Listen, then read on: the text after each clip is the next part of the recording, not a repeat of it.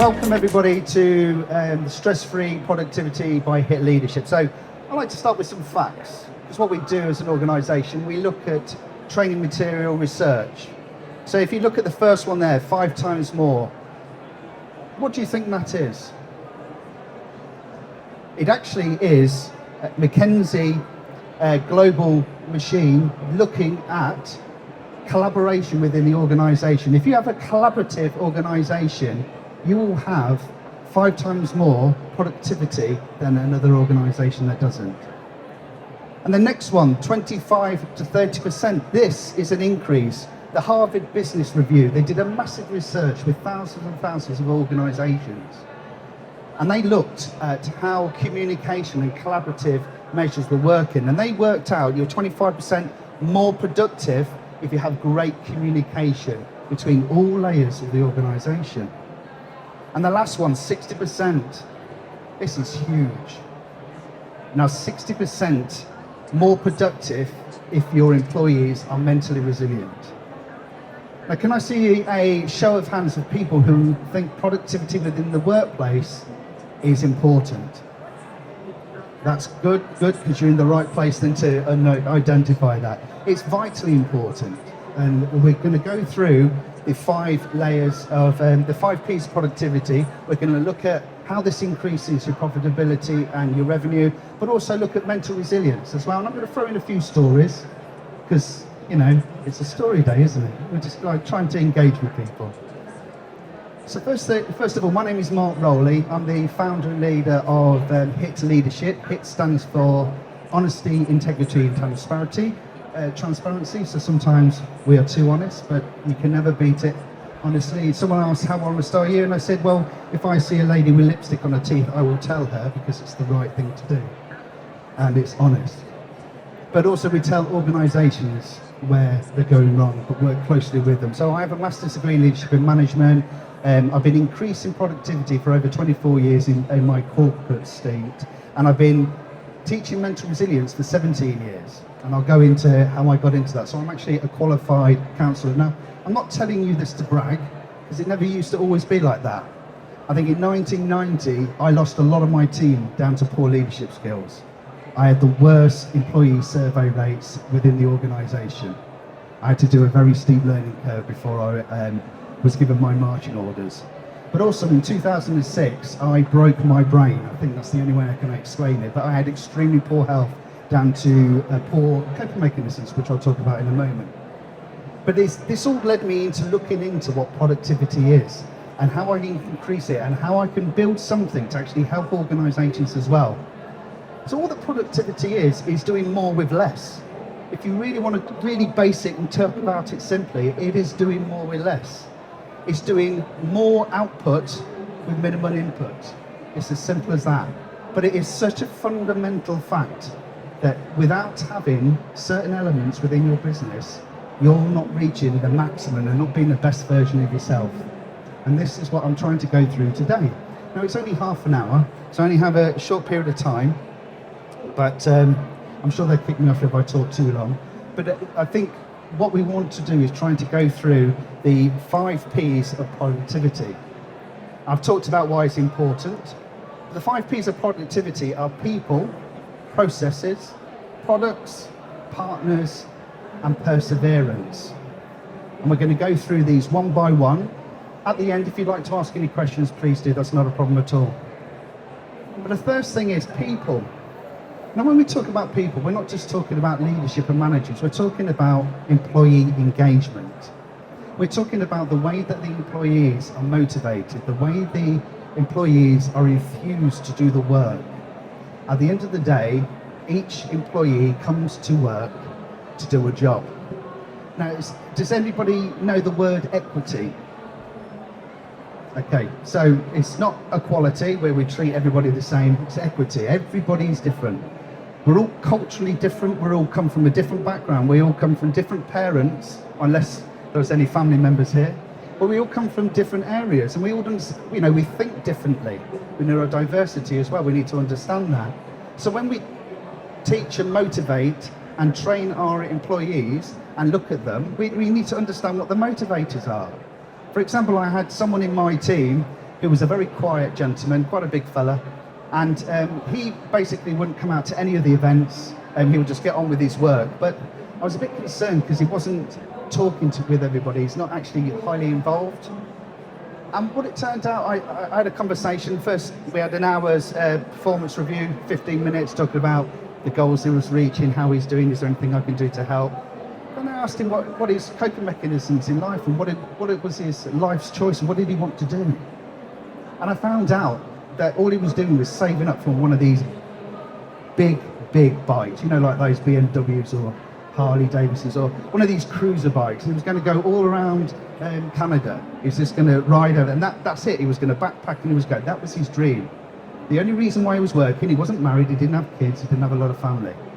He was saving up for the lifetime, you know, that he wanted. He wanted to retire and just drive his bike around Canada. But there's nothing wrong with that. It's a fantastic dream. But that was his motivation. So once I understood his motivation, I was able to work with him and say, okay, so do you want to earn more money? Because, well, yeah, it would help me achieve my goal quicker. So, well, okay, let's look at that. Let's look at, do you want to increase your managerial responsibility? No. Okay, so you want to do more work, more hours, more flexibility. Yeah, so once you start to understand that, that's just an example of one person. And if you're managing 10, 20, 30 people, each one of them has a different reason why they're there. You could say, oh, okay, I'm there because I want a salary. It's not. Everybody has a different motivation. There was one lady who she was the sole carer for her elderly parents. So she was coming to work to get a break, but also to pay for the care for when she was at work. So that was another fundamental thing. So I could not put her on any other things outside work. I couldn't put her on any shifts or anything along those lines. So I had to understand that she wouldn't be able to do them. So I wouldn't put her in that difficult situation and ask her. And I think that's really key. I've got on here as well for leaders and managers. So I've talked about employees. But when we lead and manage, we're not telling people what to do. We're infusing them. We're motivating them to do the work that we've asked them to do. Now you can say, how do you motivate someone? Well, okay, you motivate them financially, but you find out what their rewards are, what their goals are. Now it could be they want to learn more, so you put them on more training. But whatever it is, you learn to motivate people for what they're motivated for. And what we do at HIT Leadership is teach empathetic leadership with humility. And I'll talk about why shouting at your people is the worst thing you can do. Losing the trust with your people and putting them into a position is wrong. Now, I'm going to explain a situation where there was a really big golf store. Golf, you know, a little white ball that gets hit around it. It ruins a good walk, apparently. But this golf store had a fantastic manager that engaged with their employees. You know, they had little games set up. They really engaged well with their customers. They would stay there after hours if there was a late delivery that came in. They were really on board. They were part of the team. They saw the vision. They were there. Well, unfortunately, that manager had to leave. And what can be described as a toxic manager came in place, who micromanaged and basically said to them, no, you have to come at this time and you're not leaving until I say. Just got rid of all the games, ruined all the fun within the business. The customer retention went down, and the employees went down. And what would happen as well, a delivery would turn up at 5:30. But nobody was invested in that golfing company anymore, and they all left at 5, so the manager had to do it himself. And that's just how quickly a business can fall. If we don't have the right leaders and managers in place, that's where productivity goes down.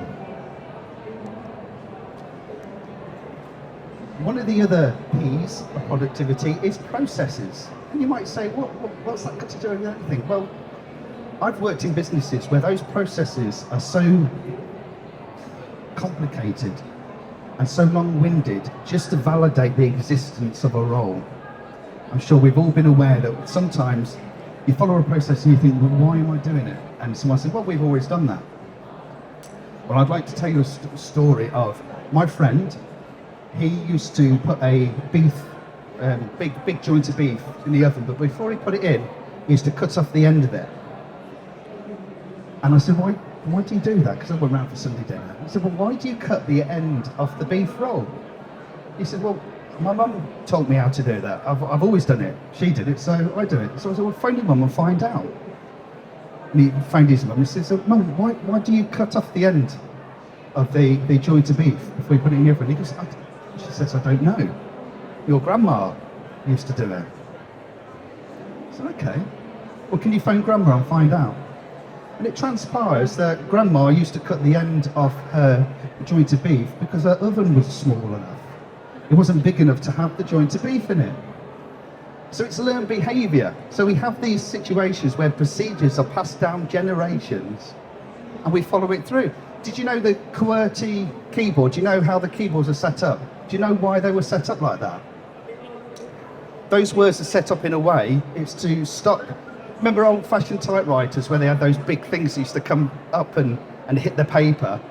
Well, they used to hit each other if the keys weren't in the right place.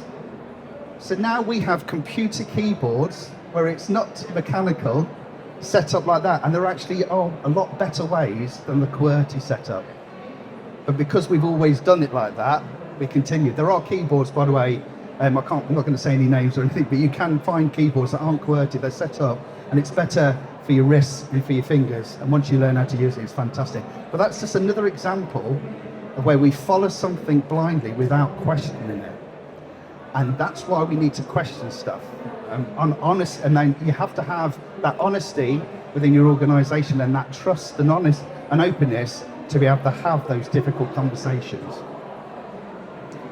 Now, really having that kind of a continuous improvement framework. Does anybody know what that is? Okay, there's a few nods. Sorry, yeah, Freudian slip there.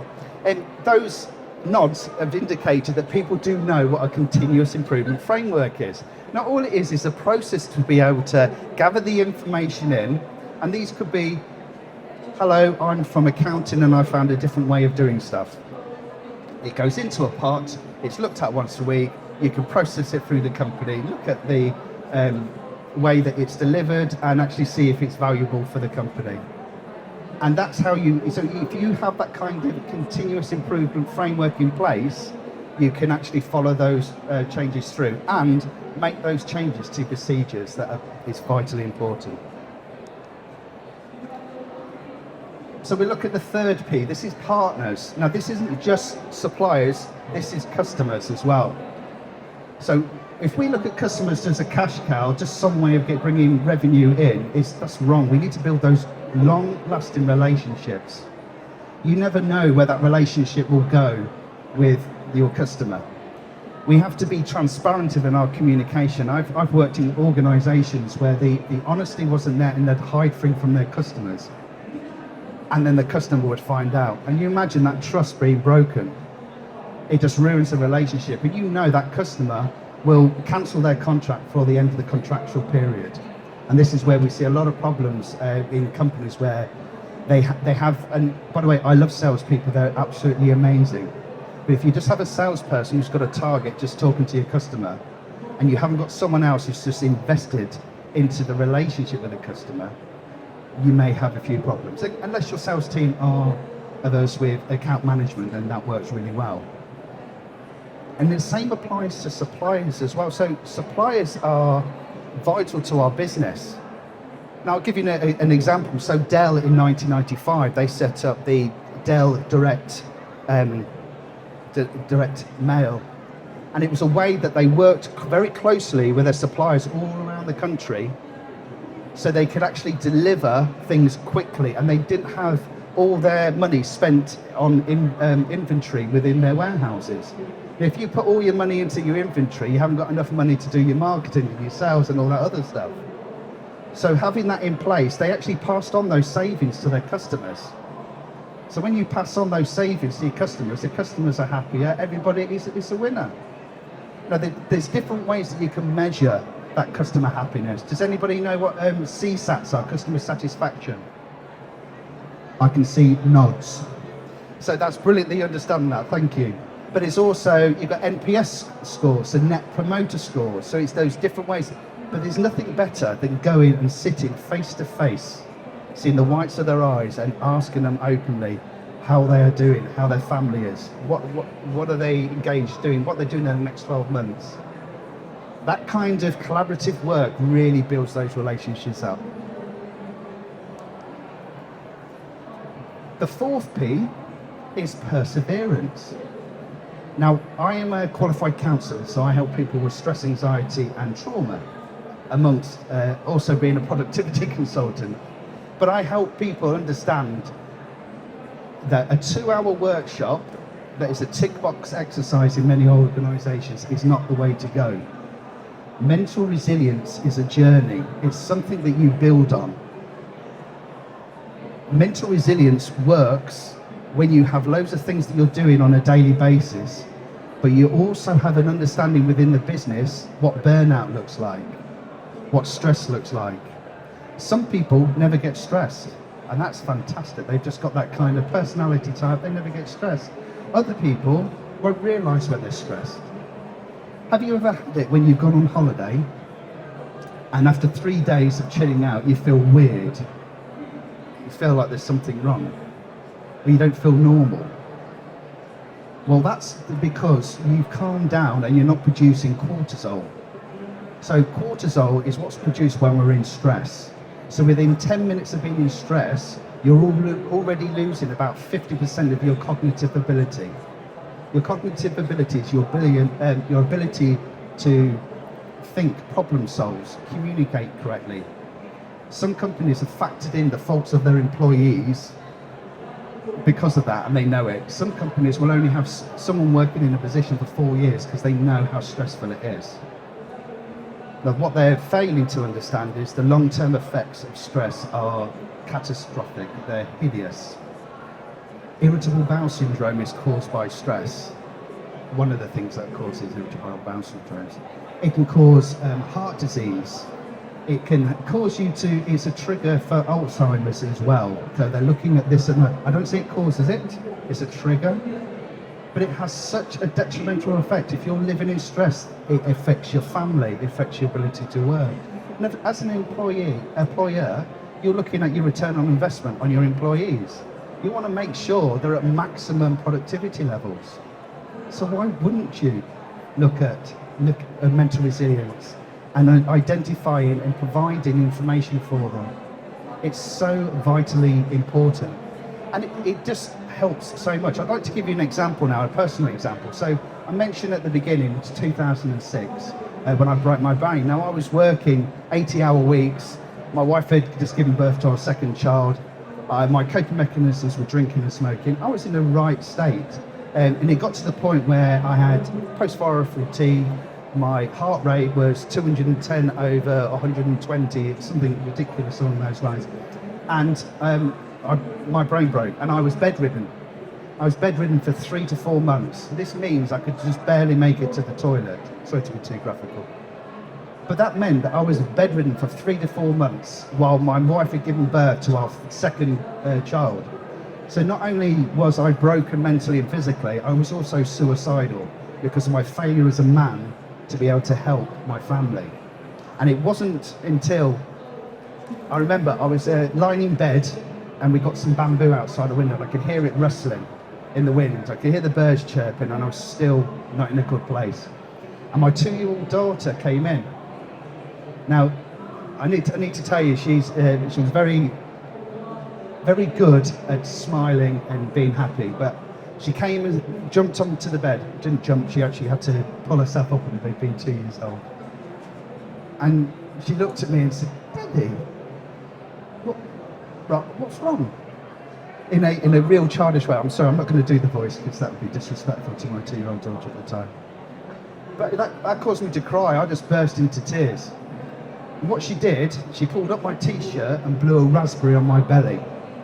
Now what I need to tell you here is when she was crying, when she was grumpy, we used to pull up her t-shirt and blow a raspberry on her belly. And that was the way and she'd start giggling. So she was just using that beautiful innocence of a child to snap me out of my mental state. And that's when I started to learn everything about mental resilience. You see, this is what stress does. It can ruin families.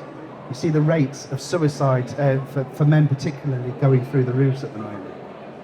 Men don't talk enough. That's another subject altogether, and we need to talk more.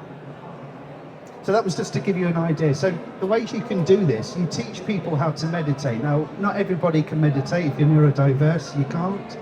But you might understand that actually building Lego, doing a jigsaw puzzle, crocheting, anything along those lines. Think that's all that meditation is. It's focusing your mind on something singular.